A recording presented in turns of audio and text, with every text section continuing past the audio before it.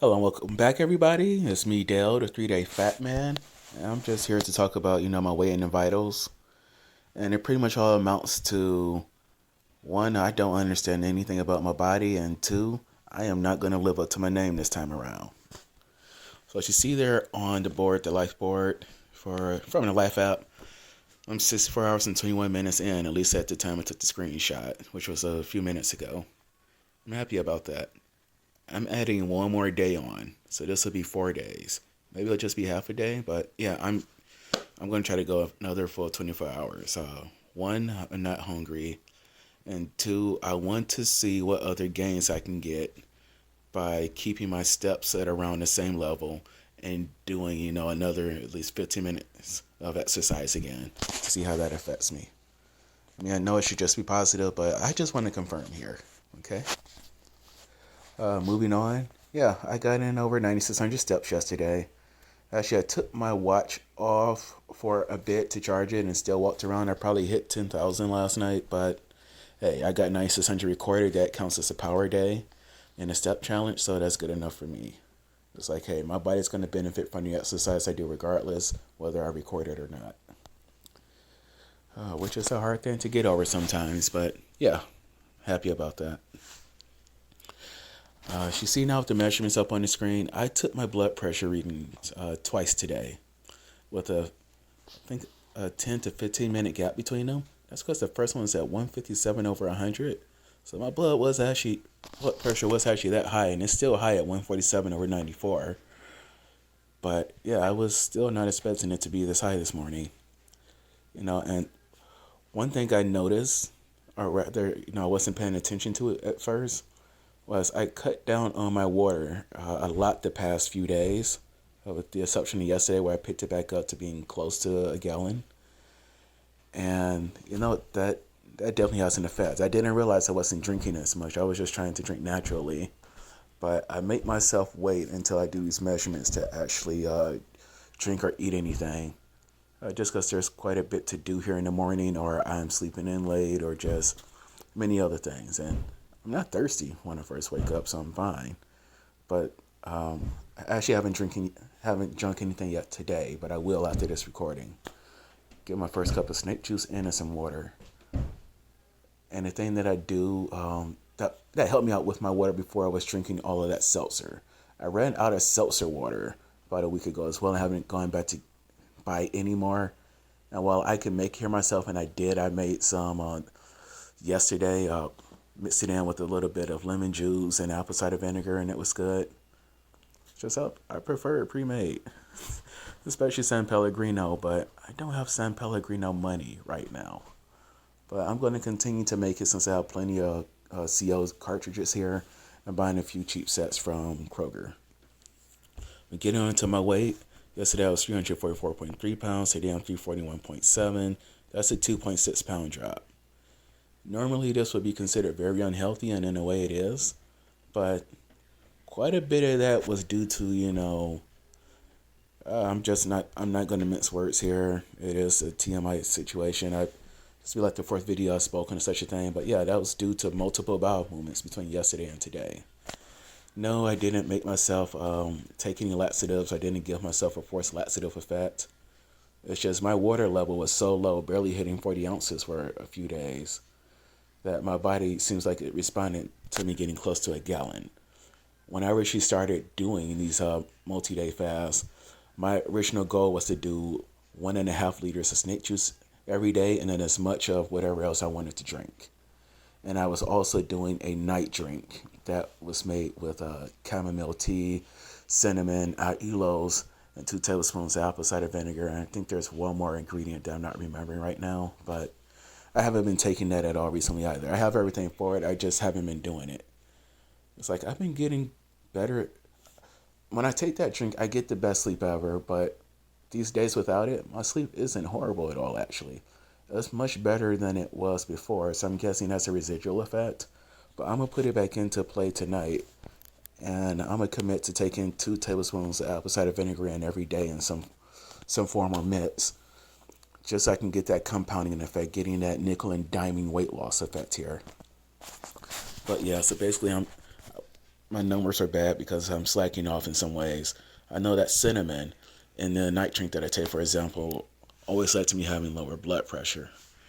And apple cider vinegar has a similar, very much smaller and more mild effect, at least on myself, from what I've noticed, not in any literature that I've read, or if I have read it, I don't remember it.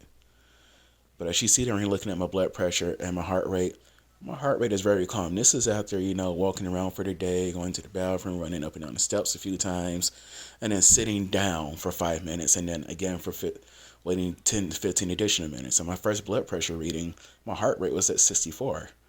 So my heart rate is starting to get in better control. I'm just wondering about it. I know that blood pressure is going to be the thing that takes the longest for me to fix. It's easier to get up, your fitness ability to walk, run, exercise, and move. You can do other things with your health to get effects more quickly, but your blood pressure, that takes time. Just like changing your A1C levels, that takes time. So there's a reason they check your A1C every 3 months when you're diabetic. I am not diabetic, I'm pre-diabetic.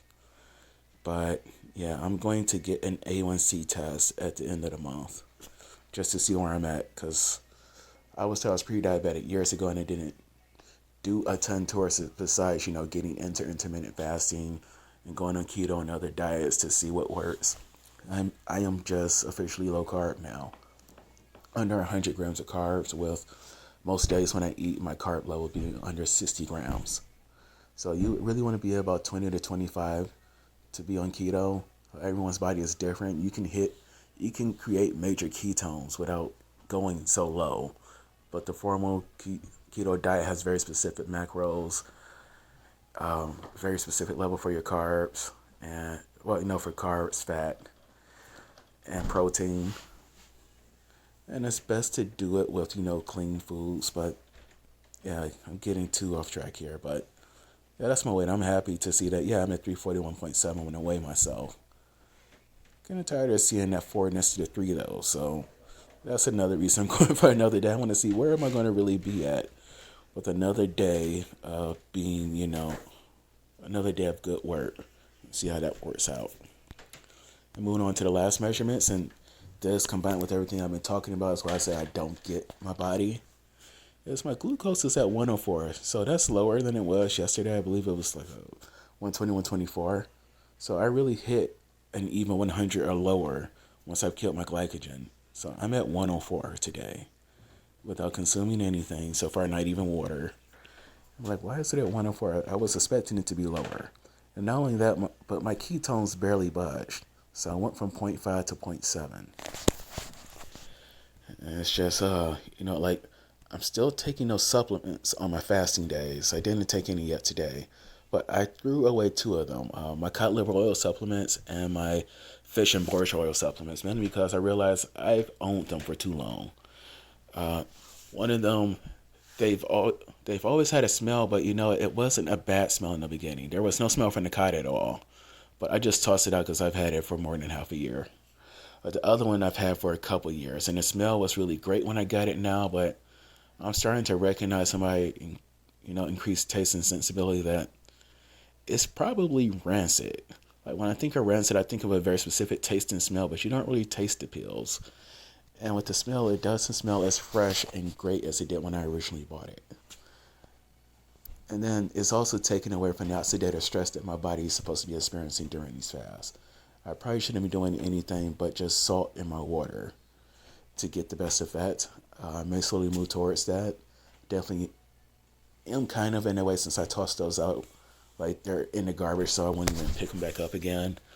But right now, I'm going to continue taking my fermented multivitamins, my vitamin D and K droplets, my vitamin B1 thiamine, and let me get up and take a look.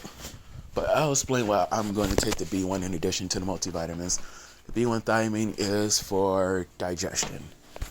Basically, I'm not doing. I have IBS, so it helps me out with that.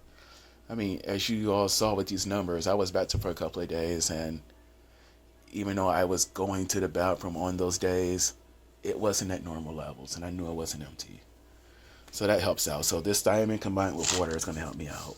But yeah, I'm going to continue taking my fermented multivitamins, my brewer's yeast. A lot of people take the nutritional yeast tablets instead, but from what I saw with this, you still get the full amino profile with brewer's yeast as you do with nutritional yeast. But you also get a few other things like selenium and other things that aren't in nutritional yeast. So they both have their positives and negatives, to weigh against each other. Many people choose the nutritional yeast, most likely because that's what they use uh, in that 382-day fast with the guy. But there's no reason to not use either. They had a choice to pick one. If you know of any reason to pick one over the other, besides from what I've said, feel free to let me know. I'm also still taking my lion's mane pills. I'm almost out. Once I'm out, I'm going to just get lion's mane in powder form and add it to my fat bombs. Get it that way. Yeah, so yeah, I'm a vitamin D and K in liquid form, vitamin B1. So yeah, just a quick rundown. Brewer's yeast tablets, fermented multivitamins, my lion's mane, smart shrooms, vitamin D and K liquid supplements, and a vitamin B1 supplement. I'm definitely not going to become low on anything doing just 3 day fast, but I believe it's helping. I believe the fermentation and making sure that I'm getting a complete nutrition profile every day has to be helping me. I mean, you hear about people getting, the keto flu or, just, these headaches or whatever. It's because they're low on electrolytes, but then you can have deficiencies in other parts of your body, in other areas. And it's harder to pin them down if you're not too familiar with them. And combined with me being in Michigan, the tilt to the sun right now only gives us a very small amount of time a day where the sunlight's going to give us a significant amount of vitamin D. And I'm black, so I have a small window of time where I need to be outside or in direct sunlight to get light to turn into vitamin D. And my skin itself is also blocking some of that vitamin D, making it much more difficult. So I'm keeping up with the vitamin D supplementation. It's probably a little higher than what people recommend, but it takes a lot of vitamin D to become toxic. Talking like about 100,000 or so I use multiple times daily. Well, for multiple days, not multiple times daily. I mean, we took a bunch one day, that would automatically hit you up there. But some people take a 50,000 one day a week and then like a lower 2 to 3,000 level daily. But it's good. But I'm just rambling on here. I'm sorry. But thank you all for tuning in. God bless you all. Have a great day. Bye-bye.